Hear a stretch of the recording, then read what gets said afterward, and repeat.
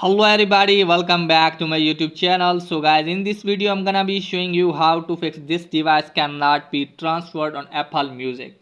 So guys, if you are getting the error like this, then what you need to do guys, just simply you have to close this page. Now after that guys, what you need to do is just simply you have to open the settings first, and after that guys, what you need to do is just simply you have to scroll it down and just simply you have to go to the music option. Just simply you have to tap on music.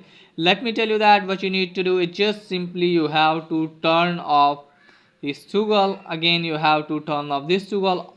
You have to turn off all of these toggles. Once you have turned this off, just simply close this page, open the settings again.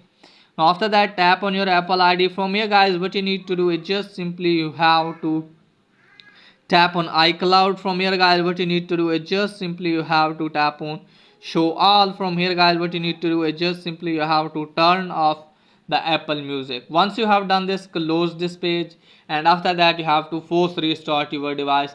And after force restarting your device, just simply have to turn on all of these toggles that you have turned off before, and then check if it's working or not.